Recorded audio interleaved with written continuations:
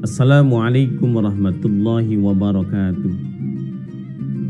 Jamaah yang insyaallah dimuliakan oleh Allah, hari ini kita sungguh berbahagia karena Allah Subhanahu wa Ta'ala masih mempertemukan kembali kita semuanya dalam satu perayaan besar, dalam sebuah hari raya yang sungguh mulia, yaitu Idul Adha atau juga disebut dengan Idul Kurban.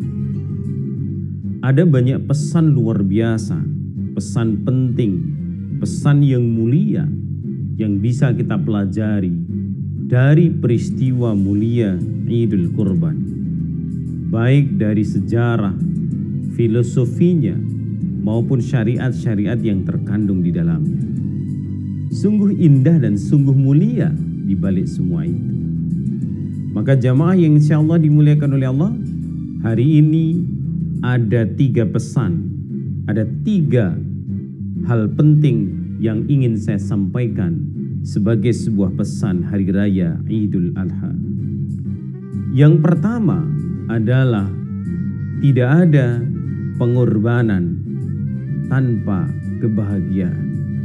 Artinya kebahagiaan hanya bisa dicapai dengan pengorbanan yang sebenar-benarnya. Kurban mengajarkan kepada kita tentang bagaimana seseorang harus benar-benar berkorban secara totalitas. Tidak hanya dari sisi materi saja, tetapi juga sisi-sisi yang lain yang bersifat imateri. Mungkin korban pemikirannya, kadang-kadang korban perasaannya, kadang-kadang korban dari sisi materinya. Tetapi percayalah, dengan segala totalitas pengorbanan kita, selama pengorbanan itu sesuai dengan anjuran syariat agama, maka ujungnya adalah kebahagiaan sejati. Maka semakin hebat kita berkorban untuk kepentingan Allah, untuk kepentingan umat, maka semakin tinggi pula tingkat kebahagiaan kita.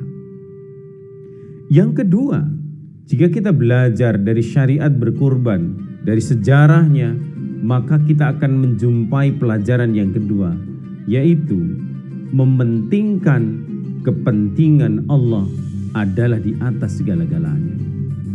Ini bisa kita nukil dari dialog antara Ibrahim dengan Ismail. Ketika Ibrahim bertanya kepada anaknya, "Wahai anakku, sesungguhnya aku bermimpi, dan di dalam mimpiku itu aku diperintahkan untuk menyembelihmu." Dan Ismail dengan berbesar hati, dengan keikhlasan yang totalitas mengatakan, "Katakan saja dan laksanakan saja wahai ayahku, dan engkau akan mendapati aku termasuk orang-orang yang sabar." Artinya apa? Allah tentu mengerti dan faham betul bahwa pada saat itu Ibrahim sedang cinta-cintanya kepada anaknya. Mengingat beliau menikah cukup lama dan baru dikarunia anak setelah sekian lama menikah, dan itu pun setelah beliau berada di usia senja. Tapi justru di puncak kebahagiaan, di puncak dia menikmati hubungan dengan anaknya, kebahagiaan dengan buah hatinya, justru di sanalah Allah ingatkan bahwa seolah-olah secinta apapun kamu kepada anakmu, sesayang apapun kamu kepada istri dan keluargamu, maka semua perasaan itu tidak boleh melebihi perasaan cintamu kepada Allah Subhanahu wa Ta'ala. Kenapa? Karena begitu kamu mencintai seseorang, bahkan berharap kepada seseorang yang sesungguhnya dia juga manusia, maka siaplah engkau untuk kecewa. Maka bersiap-siaplah engkau untuk merasa bahwa apa yang menjadi harapanmu ternyata tidak sesuai dengan apa yang menjadi kenyataan. Maka bergantung yang sesungguhnya hanya kepada Allah Subhanahu wa Ta'ala, zat yang tidak mungkin mengecewakan diri kita. Zat yang dimana semua tumpuan dan harapan ada pada nama yang sungguh mulia, yaitu Allah Subhanahu wa Ta'ala. Itulah pelajaran yang kedua. Kemudian pelajaran yang ketiga hakikat kurban yang kita rayakan dalam wujud hari raya Idul Adha atau Idul Kurban itu, maka sesungguhnya kita diajarkan untuk menyembelih sifat-sifat hewani yang ada dalam diri kita. Dalam surat Al-Hajj misalnya, ayat yang ke-37, Allah mengatakan kepada kita bahwa sesungguhnya la yanalallahu luhumuha wala dima'uha walakiyanaluhut taqwa minkum. Sebenarnya yang diterima oleh Allah itu bukan dagingnya, bukan darahnya, tetapi seberapa hebat tingkat ketakwaan kita. Berarti pada saat kita menyembelih hewan kurban itu, filosofinya sesungguhnya kita sedang menyembelih sifat-sifat hewani dalam diri kita. Egoisme, tamak, suka menyakiti orang lain, mementingkan kepentingan pribadinya, mementingkan kepentingan perutnya, mementingkan kepentingan hawa nafsunya. Semua itulah yang harus disembelih. Kemudian dalam waktu yang bersamaan, efek dari menyembelih sifat-sifat hewani itu adalah hadirnya sifat takwa di dalam diri kita.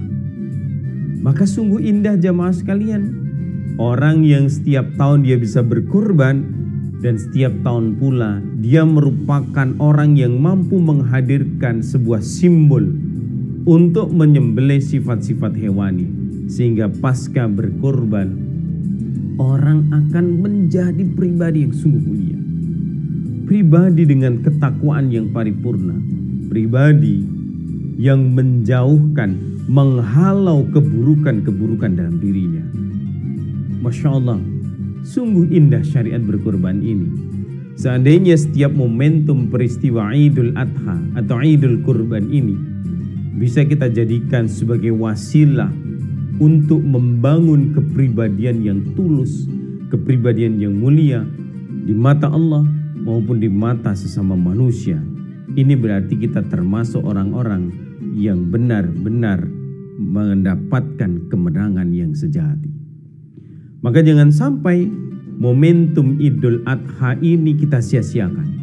Meskipun kita berada di tengah pandemi, dalam situasi yang benar-benar masih penuh dengan kecemasan, bahkan di beberapa bagian itu tampak betul-betul mencekam.